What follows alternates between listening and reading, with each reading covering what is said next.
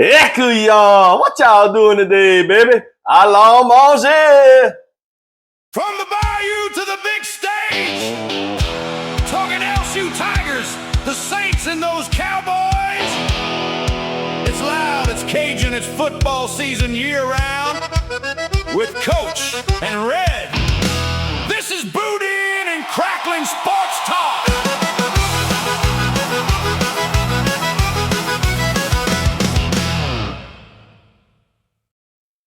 Welcome to the sports talk show you never saw coming. I'm Coach. I'm Red. And this is the Boudin and Crackling Sports Talk. Let's get it, baby. Hey, Red, let's talk about UFC Freedom 250 on the White House lawn. Never thought I'd be able to see that.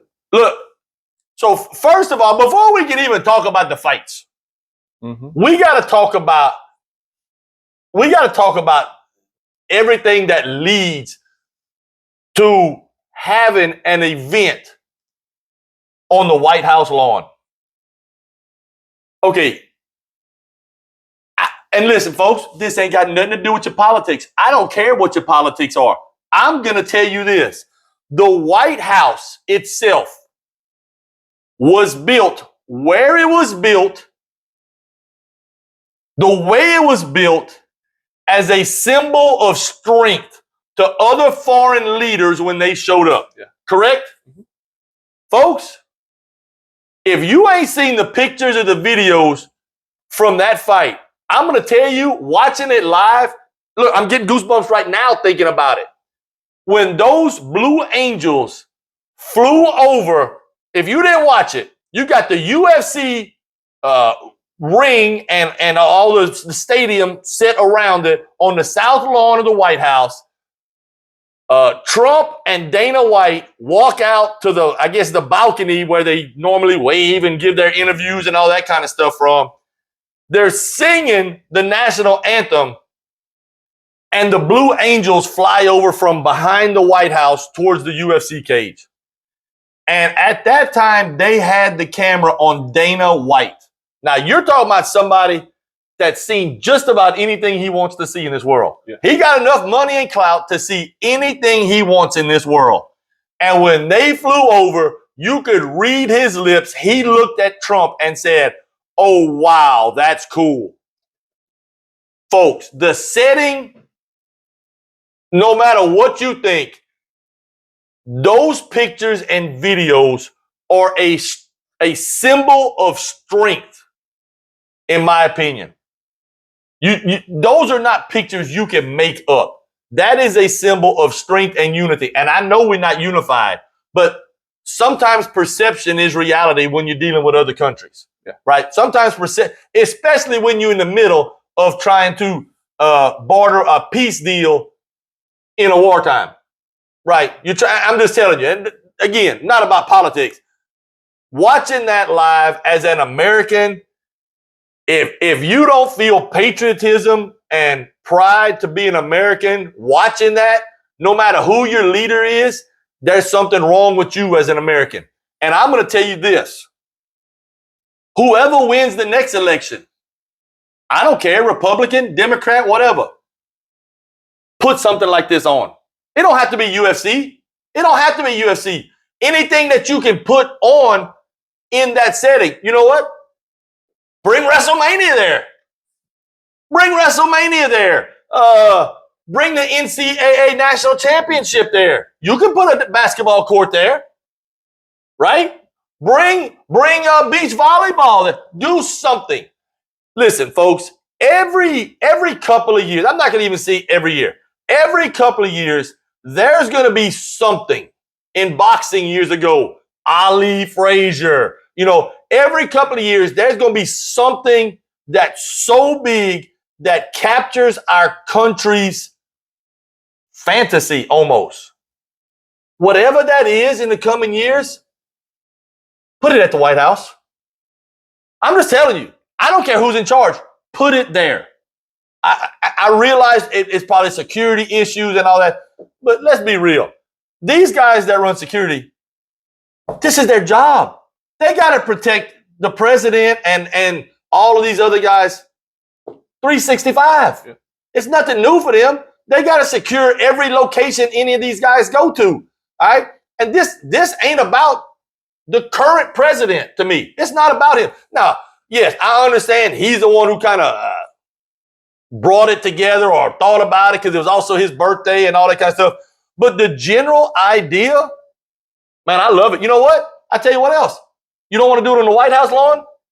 Do it in front of the Pentagon, the Washington Memorial. Yeah. Go to Mount Rushmore. I tell you what, bring something big to the bottom of the Grand Canyon. Oh, well, we can't have that many people at the bottom of the canyon. You're right. You can't have that many people. It's big down there. You don't want all that to tear everything up down there. I think it'd be really cool to see it in front of Mount Rushmore. Mount Rushmore, just something like that. Put something in front of the Space Needle. Put something in front of the Statue of Liberty. Any kind of iconic, the arch. Okay. You know, put something that means something in front of these symbols of America. I love the idea. All right, now let's talk about the fights. Okay. Let's talk about the fights. Listen, the first couple of fights, it's like every other. Now, this fight card was stacked from top to bottom. I think it was 7 fights. All right. It started off with Diego Lopez. He won, knockout. By the way, I'm going to tell you something, Red. I don't know about you, but I don't know where the judges for last night applied for their job, but I want to apply. Because you know how many decisions we had? None! None! The judges sat there the whole night and looked busy. That's all they did. They looked at me. Y'all settle it, guys. Y'all settle it. Really and truly, that to me, usually makes for a really good fight card. Listen, it does. When people that's what people want to see anyhow, right? People don't want to see, we got a split decision. Nobody wants to see that. Well, somebody wants to see somebody get payad and laid out, giving some NyQuil pills.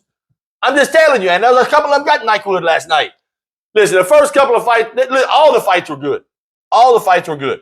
I'm going to tell you, I'm going to start with the Holkett and Derek Lewis fight. All right. Listen, for those of you who don't know Derek Lewis, how we going to put this, Red? How did he become famous? He said his privates was hot. He pulled down his shorts. His boys. He pulled down his shorts at the end of a fight. And he asked him, well, why you pull your shorts down, man? And he said, my stuff is hot. And since then, he kind of been known, I guess. Upward trajectory. Yeah, upward trajectory. He's kind of getting old at this point. I'll say this. Now, he was a Louisiana boy. Derek Lewis is a Louisiana boy. A lot of people don't know that. All right. When you think of UFC, you think of Daniel Cormier and you think of Dustin the Diamond, Poirier. But Derek Lewis is a Louisiana boy also. I'll say this. Derek Lewis and I've watched his fights many times. I'm a UFC. I like watching UFC. He's a one-punch guy. If he hits you, you're going to get hit twice because the canvas is going to be the next thing to hit you. Yeah. Here's the problem. He couldn't hit Holkett. Was it fast enough? Well, listen, Derek Lewis is about 60 pounds bigger than Holkett. Listen, Derek Lewis is at the end of his career. He's made his money. Being in tip-top shape has never been Derek Lewis's format. He's not afraid of a cheeseburger. I can tell you that. All right. Now, let's talk about Holkett. Holkett is the guy that comes out and he's brash and he's yelling and screaming before the fight in the press conferences before, and then when they have their weigh-ins, he's yelling and screaming and talking all kind of junk. And in the last fight, he fought, and during the middle of fight, he flipped the guy off about 5 or 6 times. Last night before the fight started, he flipped off when they were going out to touch gloves or whatever. He flipped him off while they were announcing them. At the end of the fight, I'm not going to talk about what he said because I think that was out of line what he said. But I'm going to say this: is what he's saying any different than the stuff Conor McGregor did 15 years ago to make him famous? No. You think that's really him, or you think he's just trying to sell tickets? Well, that's what I'm talking about. So listen, look, when it comes to McGregor, McGregor made his name by being outlandish and then winning fights. Saying all kind of crazy stuff. Him and the one boy got in a fight, threw a chair at the bus, all kind of stuff. Hogan comes out and he does the same exact stuff.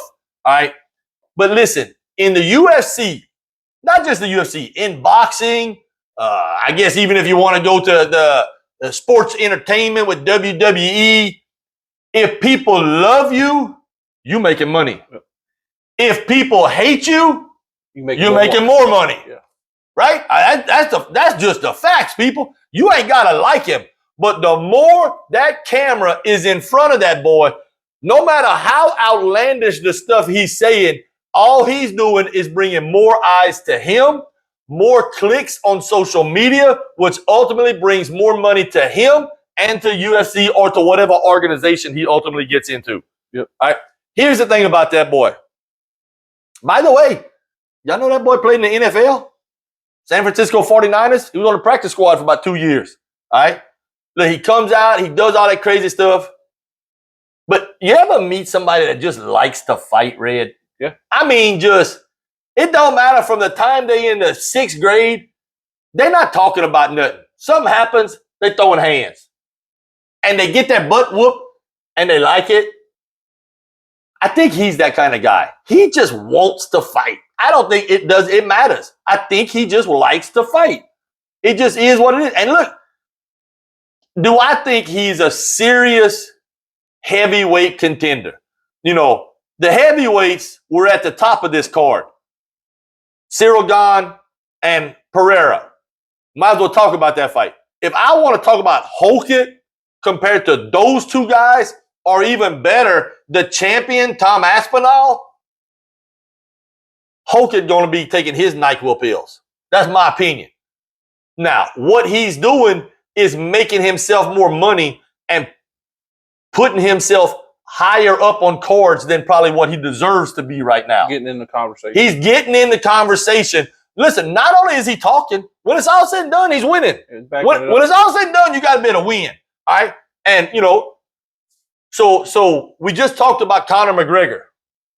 You know Conor McGregor's on the next big UFC fight program in July. Who's he going to fight? He's fighting Holloway. Right. Here's the thing. It don't matter who he fights. Why is Conor McGregor still relevant? What has he done in the last 5 years in the UFC? Nothing. He ain't done much more than me and you. Right. Why do people still remember Conor McGregor?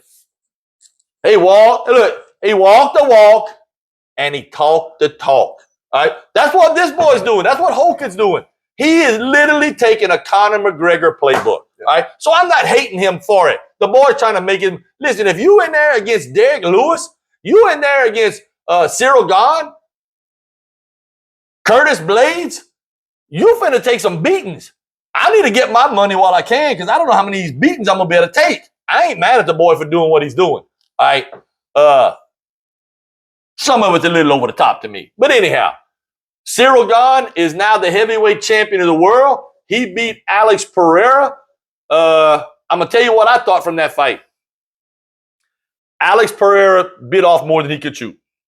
Now, that's, for those of you who know UFC, that's a shocking statement. Because Alex Pereira in the last 4.5, 5 years has walked through everybody in the UFC. Started off in middleweights. In like 4 fights, became the middleweight champion. You know what? That's not a big enough challenge. I want to see if I can be a 2-division champion. He goes up to light heavyweight. What's he do there? Walks through everybody. Becomes the champion. Lets his title go. Vacates his light heavyweight title to say, you know what? I want to be the first 3-division champion in the history of this sport. Mm-hmm. When he walked out last night, I said, oh, he looks heavy. Like, I think I said that he don't even look like him. Yeah. Like, and you could tell in his movements, he was not nearly as quick. He was not nearly as sharp. He did not have the endurance that he had. Cyril Gane is a fighter's fighter. And what I mean by that is He's going to be in every fight. He's got technique. He's got strength. He's got size. He's a fighter's fighter. He's also not the type that's going to overwhelm anybody. So a lot of people don't know who he is. But he's been basically the only people that's beaten him is Tom Aspinall, who is the champion. All right, that's basically the only person he's lost to in a long time. He took care of Pereira last night. 2 weeks ago, I would have said I think Pereira's going to win. Mm-hmm. In the walkouts last night, we talked about DraftKings. I know somebody that went to DraftKings, and they liked Cyril Gahn. I'll just say that way. And he took care of it. To me, Pereira needs to go back to light heavyweight. I think he cuts about 20 pounds, and he's back to dominating people. That's just the way I see it. Some people are meant to be heavyweights, and some people are not meant to be heavyweights. But especially when you start off as middleweight. Yeah, that's a lot of weight. That's a lot of weight to carry around. You know, listen, for me and you, carrying weight around is a daily thing. But for these guys that are in there, and now you got to remember, he's in there in a championship fight, which means 5 rounds of 5 minutes. Yeah. You got to be in some kind of shape to go, folks, I don't know how many of you have been in a fight, but can you imagine fighting for 25 minutes? Can you imagine fighting for 25 minutes? You know what kind of shape you got to be in? I'm just telling you. If I'm in a fight, I want it to be 25 seconds. 25, Lord have mercy. Or less. Anything over than that, somebody got to get some oxygen. Yeah. Medic, I'm just telling you. Those were 2 of the big 4 fights. O'Malley's fight, I hate to call it predictable, but he beat Zahabi. Listen, Zahabi is one of those, I don't want to call him a journeyman, good fighter. To me, he was overmatched. The big thing to me was, you know, you got to remember the setting that we were at. We were at the White House. The big thing to me is O'Malley hits him. Okay, the guy falls down. He starts getting back up. O'Malley runs over there and hits him 1, 2, and as the guy Zahabi is falling out, referee ain't even stopped it yet. O'Malley turns and salutes the soldiers. Are you kidding me? Are you kidding me? Look, hey, props, baby. Hey, take my hat, whatever you got to do. Look, O'Malley, that was pretty cool to watch. That was like, he hit him and he knew, yeah, he's not coming back from that shot. Yeah. Like, pow, bam. That's exactly what he did. Pretty cool to me. Now, let's talk about the last fight. Let's talk about the last fight. Justin Gaethje against the guy that Ilia Topuria that had never been beat. 17-0. Gaethje is the American, you know, like the 4th of July. Yes, sir! Justin Gaethje, baby! Lord have mercy.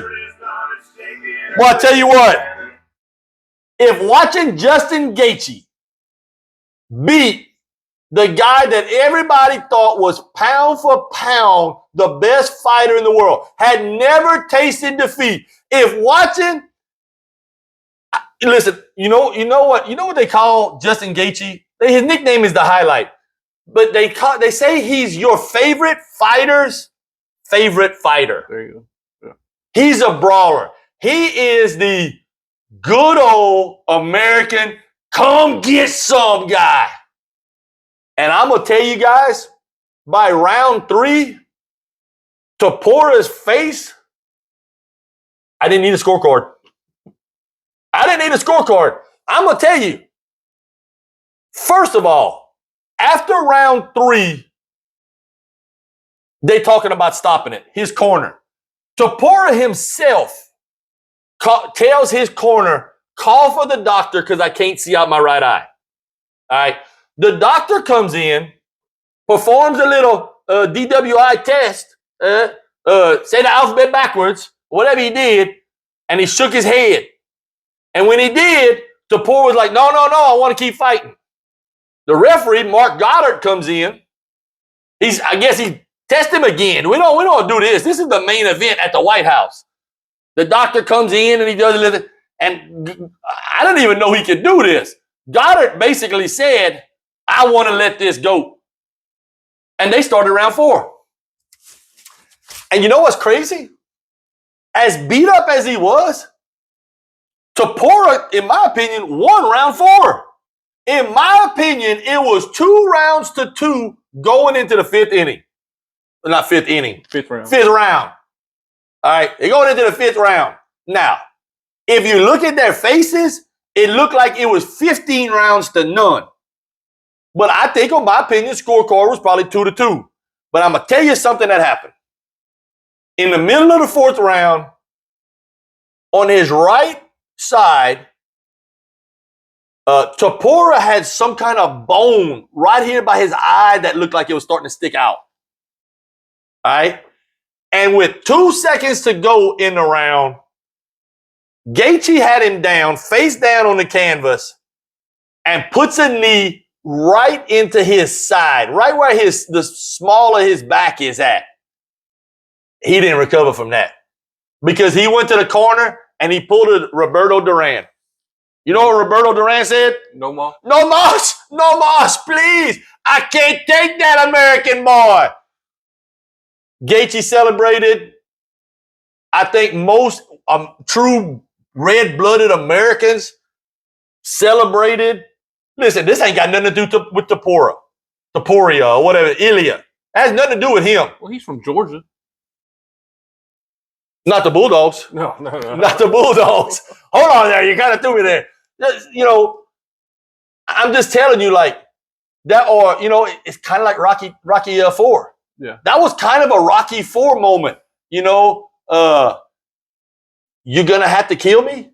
You're going to have to. And that's kind of what it looked like. Like Justin Gaethje came out draped in the American flag, fighting at the White House against a foreigner who was unbeaten and everyone said was the best fighter in the world. I promise you, this morning, Justin Gaethje's face looked just like it did yesterday morning before the fight. I bet you Topuria's don't. No. That boy looked like Mike Tyson's punching bag. I'm just telling you, paya, paya, paya. Boy, I tell you what, and it's one of those, and it goes back to what I said at the beginning of this, of why we need to bring this type of stuff to the White House. Every now and then, you know, it usually only happens when bad stuff happens. When we get this great sense of patriotism. You know, when they attacked the Twin Towers. Yeah, the day after 9/11. The day after 9/11, everybody's true blue, red, white, and blue. No, you ain't finna do that to us or whatever. The day they got Osama bin Laden. That's right. When big American things like that happen, all of a sudden we forget everything else and we become patriots for a day or two. Yep. Which is great for our country, no matter what side you on. We need to do more of this. Like I said, it doesn't have to always be at the White House. Choose some other places. Look, there's got to be 10 or 12 iconic places in our country. You know what? Shut down the Golden. You know what? Go do it on Alcatraz. Go do it on Alcatraz. Shut down the Golden Gate Bridge for a couple of hours and do it on the Golden Gate Bridge. Do it on the Brooklyn Bridge. I think it would be cool in front of Mount Rushmore. Mount Rushmore would be awesome. I'm just telling you, there are places in this country other than the White House. The Washington Monument. You know, there are places that you can do this at, and it doesn't even have to be UFC. Yeah. It doesn't have to be UFC. But, and you can't water it down. It can't just be every 6 months we do that, and it can't just be something that people don't care about.